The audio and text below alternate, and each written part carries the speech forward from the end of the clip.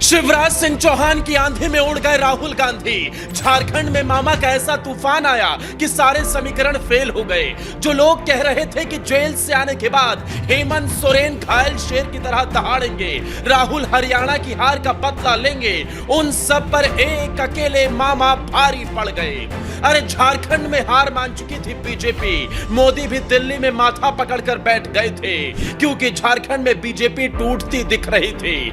Party के अंदर इतनी नाराजगी हो गई थी जिससे कई बड़े नेता छिटक रहे थे, आंखों के सामने हार दिखने लगी थी। लेकिन तभी मोदी और शिवराज की हुई बात। आधी रात बीजेपी ने मामा को झारखंड का प्रभारी बनाया और उसके बाद पार्टी के बागियों को मनाने का काम शुरू हो गया। आपको बताएं कि कैसे पिछड़े वर्ग से आने वाले शिवराज ने झारखंड में बीजेपी की जीत फिक्स कर दी है। लेकिन उससे पहले दोस्तों मुझे जरा यह बताइए, जैसे शिवराज ने एमपी में कांग्रेस और कमलनाथ की सियासत को मिट्टी में मिला दिया था, जीरो पर ला दिया था, वैसे ही राहुल गांधी और देश से कांग्रेस मुक्त का सपना शिवराज क्या पूरा कर सकते हैं? क्या शिवराज अकेले ऐसे नेता हैं जो मोदी के बाद राहुल की पॉलिटिक्स को खत्म कर देंगे? कमेंट कर बताइए। और आप जानिए झारखंड में मामा की पॉलिटिक्स अकेले कैसे पूरे विपक्ष पर हावी हो गई है। दरअसल झारखंड में करीब 26% आदिवासी वोटर्स हैं। माना जाता है कि जिसके फेवर में ये आदिवासी गए उसके हाथ में रांची की गद्दी गई।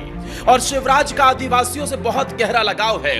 उनकी नब्ज को मामा बहुत अच्छे से पहचानते हैं। शिवराज के टारगेट पर ऐसे इलाके हैं जहां 2019 में बीजेपी को हार का सामना करना पड़ा था। बीजेपी की रणनीति रोटी बेटी और माटी के नारे के साथ गठबंधन को घेरने की है और शिवराज ऐसे नेता है जो रोटी बेटी और माटी तीनों मुद्दों को ही लेकर बखूबी साधने की कोशिश में सबसे नंबर 1 नजर आते हैं। इसके साथ ही पार्टी स्थानीय मुद्दों को भी भुनाने की कोशिश करेगी। बता दें कि झारखंड विधानसभा चुनाव 2 चरणों में संपन्न होंगे। पहले चरण का चुनाव 13 नवंबर को होगा, जबकि दूसरे चरण का मतदान 20 नवंबर को होगा।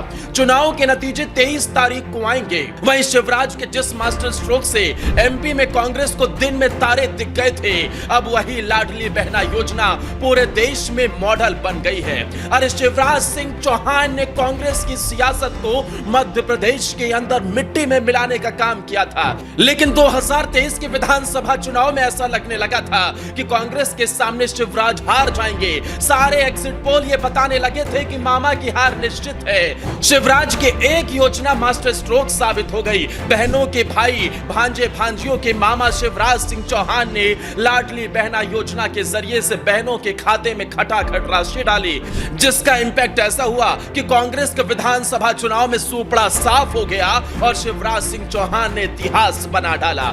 उसी दिन यह तय हो गया था कि शिवराज का मॉडल पूरे देश में गूंजेगा। जहां जहां चुनाव हुए बीजेपी शिवराज को आगे कर उनके मॉडल को पेश करती गई और बीजेपी का झंडा बुलंद होता गया। हरियाणा में दांव चला, महाराष्ट्र में लाडली बहना योजना को लॉन्च किया और अब झारखंड के अंदर भी बीजेपी इसी रणनीति के साथ आगे बढ़ रही है। एमपी की तर्ज पर बीजेपी ने झारखंड में गोगो दीदी योजना सरकार बनाने पर लागू करने का वादा किया है।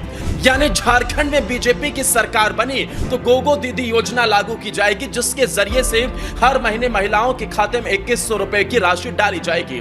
अब इसके पीछे शिवराज सिंह चौहान का भरोसा भी है क्योंकि शिवराज मध्य प्रदेश में बहनों के खाते में वो राशि डालकर आए हैं और अभी भी और आगे भी लाडली बहना योजना मध्य प्रदेश में लगातार चल रही है, जिसका सीधा फायदा महिलाओं को मिल रहा है। और ऐसे में शिवराज के चेहरे पर भरोसा भी हो रहा है। बहनाएं शिवराज सिंह चौहान का लोहा भी मान रही है। इसके तहत बीजेपी की सरकार बनती है तो महिलाओं के खातों में 2100 रुपए ट्रांसफर होंगे, यानी महिला वोटर्स को डायरेक्ट मामा ने साथ लिया है। लेकिन चुनौती झारखंड में थमी नहीं थी क्योंकि खुद के पार्टी के नेता बीजेपी से बगावत कर चुके थे। कई तो इस्तीफा लेकर तैयार खड़े हो गए थे। अगर ऐसा हो जाता तो समझो भैंस गई पानी में। शिवराज ने हालातों को भांप लिया, एक एक नेता से घर जाकर मुलाकात की, उनकी परेशानियों को सुना और मामा जैसा हमेशा कर करते आए हैं। अपने सरल सहज सौम्य स्वभाव से उन नाराज लोगों का दिल जीत लिया, रूठों को मना लिया।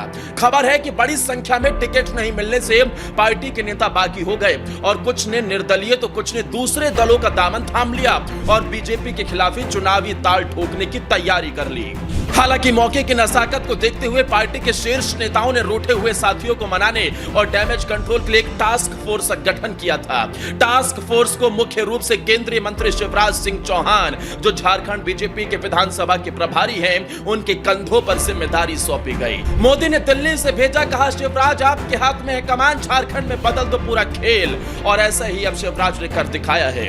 उनके साथ साथ असम के मुख्यमंत्री, जो झारखंड बीजेपी के विधानसभा चुनाव के सह प्रभारी हैं, साथ ही पार्टी के प्रदेश अध्यक्ष बाबूलाल मरांडी, राज्यसभा सांसद दीपक प्रकाश समेत कई मंझे हुए खिलाड़ियों को इस काम में लगाया गया था। ऐसे में देखा जाए तो बीजेपी अपने नाराज साथियों को मनाने में काफी सफल रही है। लेकिन जिस तरीके से झारखंड का विधानसभा चुनाव है, एक तरफ एनडीए का गठबंधन है, दूसरी तरफ पूरा विपक्षी मोदी को हराने के लिए और साथ ही बीजेपी को हराने के लिए दम लगा रहा है। लेकिन शिवराज सीना तान कर चट्टान की तरह खड़े हो गए हैं। हेमंत सोरेन से लेकर राहुल गांधी और यहां तक कि तेजस्वी से लेकर लालू प्रसाद यादव का खुलकर मुकाबला कर रहे हैं। जिस तरीके से मामा ने मध्य प्रदेश में इतिहास रचा था, उसी तरीके से अब झारखंड की कंधों की जिम्मेदारी मामा के हाथों में है, तो समझिए वहां भी इतिहास बनना तय है। दोस्तों, क्या आप भी मानते हैं शिवराज सिंह चौहान एक अकेले ऐसे नेता हैं जिन्हें अब मोदी के बाद अगर कमान सौंप दी गई तो वो राहुल गांधी की पॉलिटिक्स करियर को ही खत्म कर देंगे? जो सपना कांग्रेस मुक्त भारत का अमित शाह और मोदी सालों से देख रहे हैं, उसे साकार कोई कर सकता है तो वो शिवराज सिंह चौहान है, क्योंकि उनका स्वभाव ऐसा है, उनकी रणनीति ऐसी है। वो सियासत के ऐसे मंझे हुए खिलाड़ी है जो हर समय को, हर मौसम को पहले ही भाप जाते हैं और उसके हिसाब से ऐसी रणनीतियां बनाते हैं जिसमें फंसकर विपक्ष का काम तमाम हो जाता है। दोस्तों, शिवराज सिंह चौहान को लेकर आप क्या कहना चाहेंगे? कमेंट करिए, मुझे बताइए और इस वीडियो को ज्यादा से ज्यादा शेयर कर अपना समर्थन भी दें।